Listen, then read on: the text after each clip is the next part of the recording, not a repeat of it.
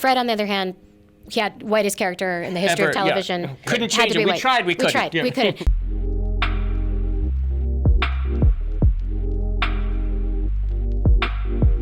A serial killer calling from inside my house?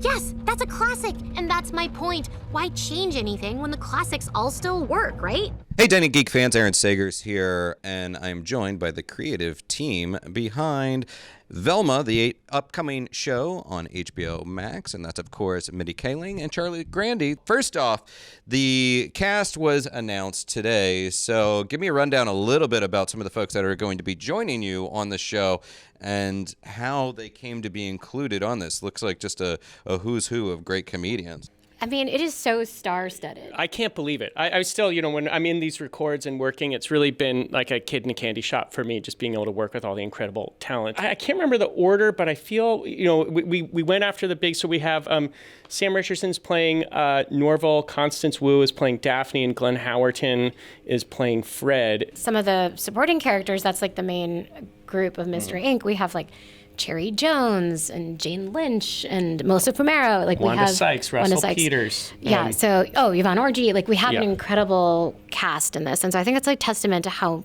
beloved the original Scooby-Doo is and Velma, and then also Charlie's script, which was so amazing. And of course, you're going to be voicing Velma. So, were you an immediate fan of Velma as a kid, or was this a character that kind of grew on you over time? Oh, immediate fan. I think that being able to identify with a character on TV was not something that happened that much. And she is, this like super smart girl. She's not sort of like traditionally like hot or whatever, but she is stylish. And I just liked that her being smart was her biggest thing. And she's very skeptical and confident. So I love the character. When I came over to Warner Brothers and I wanted to do an animated show, it was kind of my first instinct was like, oh, I love that character. I wonder if we could do something with her. And then, I asked Charlie and he was such a fan too. Yeah. And that's how it kind of came to be.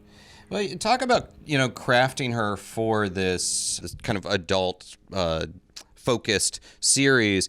How do you craft Velma to be skeptical, as you said, without veering too much into the cynical realm? And because she is very much an intellectual person, but she also, strikes me as somewhat open-minded. Talk about that balance a little bit. Well, it's an origin story. And so I think we roughed her edges up a little bit. Her home life is not great. When the show starts, she has a lot going on. And then to boot, there's then a serial killer who sort of comes to town, and she has very, personal reasons to try to catch this person. That, I think, allowed us to make the character perhaps a little bit more pointed, just because you see where she's coming from. She's not just kind of being pointed for the sake of being pointed or nasty. She's kind of frustrated that people keep getting in her way, as she knows what's going on and everyone else doesn't. Yeah, whereabout in life is she right now? It's like freshman, sophomore in high school. Yeah. So we're still a little bit off from the Velma we might see eventually in Scooby-Doo. Yes, I will say, like, this isn't like an adult animated show. It's like not as adult as some of the cartoons that we've seen out there, but there's definitely more adult themes and, self-discovery for her that you wouldn't find in the original amazing Scooby-Doo that came out in 1969. Yeah. You mentioned the fact that she's on the serial killer case, and the original stories of Scooby-Doo, for most of the run, it was, some guy wearing a rubber mask in an amusement park or wherever. It was a human threat. And then later on, we got into more of these supernatural elements. Do you have any interest in kind of pursuing the supernatural as well, or is it strictly kind of a crime-based show? I think all I can say is everything's on the table, as moving forward in series. We just wanted, again, the whole show is a love letter to the original Scooby, and we wanted to be able to take every aspect of the original that we loved and kind of do it in our own way. I'll give you that vague kind of. And she does have like a sort of Dana Scully part of her personality that is like empirical minded. And when spooky things happen, there's a rational explanation for that, which is something that is kind of fun about that character. Yeah. You've mentioned that you have a cast that are going to be playing some of the characters that we recognize from the original series.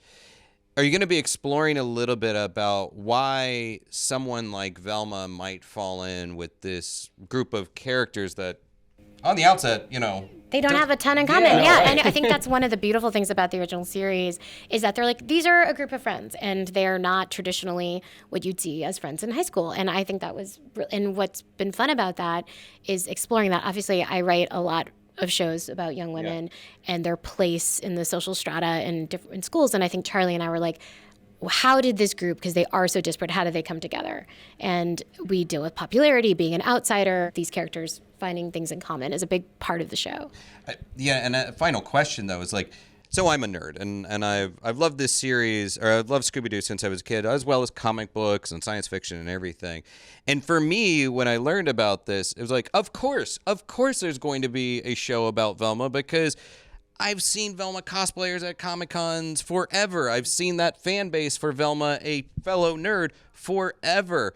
Was it an easy sell, or did you have to convince anyone that, like, this is a character that resonates with people?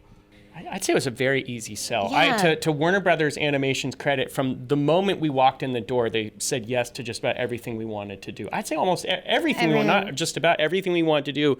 They've been incredibly welcoming and encouraging. And we're so, we feel like we're following in the footsteps of some really phenomenal, like, content that's been out there, like, Into the Spider-Verse, where you have iterations of these beloved characters that look different than the original, and people are rolling with it because it makes sense, because they're staying so true to the roots of the characters. And so that's why Constance Wu as Daphne, Sam Richardson as Norville, it feels. Fred, on the other hand, he had whitest character in the history of television. Yeah. Couldn't change it. We tried. We couldn't. No one had an issue with any of that. We'll see online how they feel. I haven't gone to Reddit yet, but Strikes me that Fred is Fred across the multiverse. No matter what, you Fred. can't change him. Always Fred.